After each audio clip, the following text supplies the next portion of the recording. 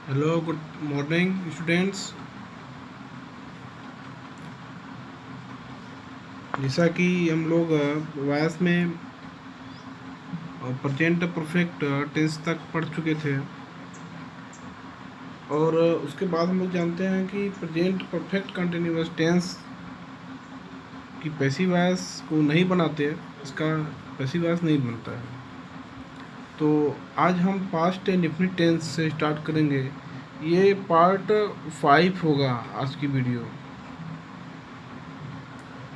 Part 5 में आज हम देखेंगे पास्ट इंडेफिनिट टेंस, इसके रूल और इसमें कुछ एग्जांपल देख लेंगे। तो रूल देखते हैं। यदि एक्टिव सेंटेंस सब्जेक्ट MV2 अर्थात मुख्य क्रिया का सेकेंड फॉर्म और ऑब्जेक्ट के स्ट्रक्चर पर आधारित हो, यानी कि उसकी संरचना पर आधारित हो, पहले कर्ता हो, मुख्य क्रिया का दूसरा रूप हो, फिर ऑब्जेक्ट हो।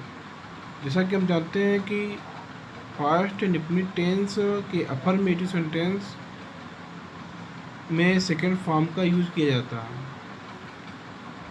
तो सेकेंड फॉर्म इस संरचना पर अगर आधारित होती है तो उसे पैसिव वॉइस में नीचे दिए गए संरचना के आधार पर बदल देते हैं। उसका पैसिव वॉइस जो हम बता रहे हैं उसके संरचना के अनुसार उसको हम बदलेंगे। तो इसकी स्ट्रक्चर होगी इस तरह से। सबसे पहले पैसिव सब्जेक्ट रखेंगे, पैसिव सब्जेक्ट, उसके बाद वाज वेयर, इसकी सहायक क्रिया आ जाएगी एक्टिव वॉइस में, एक्टिव वॉइस का पैसिव वॉइस में। फिर MV3 अर्थात मुख्य क्रिया का थर्ड फॉर्म, पैसिव वॉइस में मुख्य क्रिया का तीसरा रूप का प्रयोग करेंगे। उसके बाद बाई प्रीपोजिशन और लास्ट में पैसिव ऑब्जेक्ट। एक्टिव वॉइस का जो सब्जेक्ट होता है पैसिव वॉइस में ऑब्जेक्ट के स्थान पर वो आ जाता है। जैसा कि यहाँ पर एग्जाम्पल है, he stole my book, active voice में ही स्टोल माई बुक। तो अब ये करता है, ये मेन वर्ब का सेकेंड फॉर्म है और ये ऑब्जेक्ट हो गया माई बुक। तो सबसे पहले क्या करना है, जो ऑब्जेक्ट था एक्टिव वॉइस का पैसिव वॉइस में वो सब्जेक्ट बनता है। ये पैसिव सब्जेक्ट यही है, ये पैसिव सब्जेक्ट बन जाएगा। सबसे आगे लिखेंगे माई बुक, फिर वाज, यहाँ पर सहायक क्रिया वाज वेयर का यूज होता है। एक वचन है तो वाज और बहुवचन होगा तो वेयर। इसके अनुसार माई बुक के अनुसार वाज का प्रयोग होगा। फिर उसके बाद स्टोल का थर्ड फॉर्म स्टोलन, ये सेकेंड फॉर्म है, यहाँ पर स्टोलन थर्ड फॉर्म होगा। बाई और ही का जो सब्जेक्ट था उसका ऑब्जेक्ट हिम। इस प्रकार से हम पैसिव वॉइस में इसको कन्वर्ट कर सकते हैं। फिर दूसरा है एग्जाम्पल, ये नेगेटिव सेंटेंस का है। उसको हम देखते हैं, the police did not catch the thief, active voice में है। तो उसका पैसिव वॉइस क्या बनता है, द थिप जो ऑब्जेक्ट था पैसिव सब्जेक्ट में आता है। सबसे पहले द थिप वाज नॉट,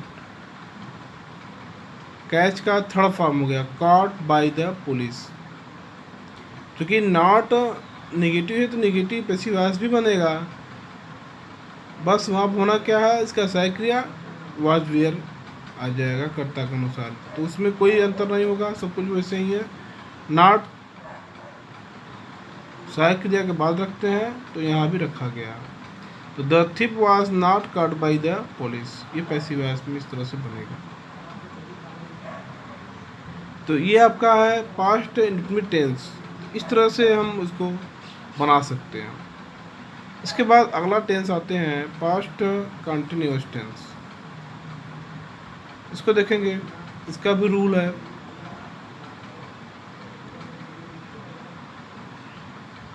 यदि active sentence subject plus was were plus MV plus ING, अर्थात तो मुख्य क्रिया में आईएनजी हम जोड़ दे रहे हैं और प्लस उसके बाद ऑब्जेक्ट के स्ट्रक्चर पर आधारित हो, अर्थात ये एक्टिव वॉइस का सेंटेंस है, एक्टिव सेंटेंस है, इसमें कर्ता आता है, सहायक क्रिया इसमें वाज वेयर आता है, हम सब लोग जानते हैं। फिर मुख्य क्रिया में हम लोग आईएनजी इसमें जोड़ देते हैं और लास्ट में ऑब्जेक्ट आता है। इसके संरचना पर अगर हमारा एक्टिव वॉइस है तो पैसिव वॉइस नीचे दिए गए स्ट्रक्चर के आधार पर बदल जाता है। जैसे कि यहाँ पर स्ट्रक्चर दिया हुआ है, सबसे पहले क्या आएगा, पैसिव सब्जेक्ट आ जाएगा जिसे हर बार आ रहा है। फिर इसमें सहायक क्रिया वाज और वेयर के साथ साथ बीइंग भी होता है। ये ध्यान देने वाली विषय है कि पास्ट इंडेफिनिट टेंस का पैसिव वॉइस बदलते हैं तो उसमें वाज वेयर लगाते हैं सहायक क्रिया, और जब पास्ट कंटिन्यूअस की बात करेंगे तो पास्ट कंटिन्यूअस टेंस में पैसिव वॉइस की संरचना में सहायक क्रिया होती क्या है, वाज वेयर के साथ साथ बीइंग लग जाता है। उसके बाद मुख्य क्रिया का थर्ड फॉर्म, तीसरा रूप, फिर प्रीपोजिशन बाई और लास्ट में पैसिव ऑब्जेक्ट का हम प्रयोग करते हैं। सब कुछ संरचना वैसे ही है, इसमें वाज वेयर भी आएगा प्लस उसके साथ बीइंग हम जोड़ देते हैं। बीइंग हमेशा आएगा पास्ट कंटिन्यूअस टेंस वाले में, पैसिव वॉइस जब कन्वर्ट करेंगे तब। इसके बाद इसमें कुछ एग्जांपल हैं, एग्जांपल हम देखेंगे। जैसे एग्जांपल है, इसमें पहला एग्जांपल है, he was writing a letter, active voice में है sentence, he was writing a letter.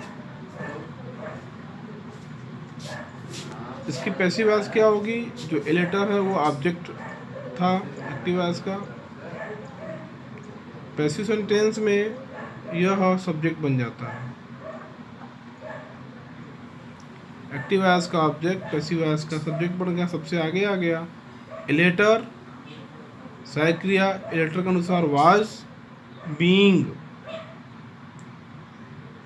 भी साथ में ही पूरे सहायक क्रिया, वाज बीइंग या वेयर बीइंग, फिर मुख्य क्रिया का third form written by preposition, और बाय के बाद ही का ऑब्जेक्ट हिम, बाय हिम का प्रयोग हम लोग करते हैं। ये पैसिव वॉइस होता है। उसके बाद नंबर सेकेंड है, the children were not making a noise, active voice है, नेगेटिव सेंटेंस है, तो नेगेटिव सेंटेंस है तो कोई दिक्कत नहीं। इसमें देखिए नॉट कहाँ लाया जाता है, ए नॉइज वाज, यहाँ पे नॉट लगा देंगे बीच में, नॉट यहाँ पे नहीं लगा के नॉट लगा देंगे, नॉट रहेगा यहाँ पे। वाज और वेयर के बीच में अगर नॉट अगर आया है सेंटेंस में तो पैसिव वॉइस बनाते समय वाज वेयर के बाद नॉट द बीइंग लगाते हैं। तो ए noise was not being made by the children, यहाँ पर नॉट हम लोग ऐड कर देंगे बीच में, वाज और बीइंग के बीच में नॉट का प्रयोग करेंगे क्योंकि इसका एक्टिव वॉइस नकारात्मक था, सेंटेंस नेगेटिव था, तो उसको हम पैसिव वॉइस भी नेगेटिव में ही बनाएंगे। तो वाज के बाद नॉट, उसके बाद बीइंग,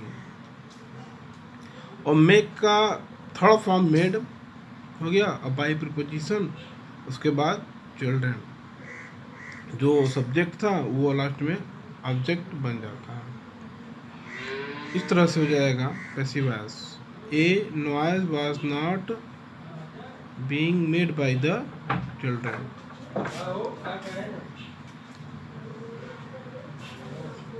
इसके बाद अगला जो है वीडियो नेक्स्ट टाइम बताया जाएगा इसके आगे।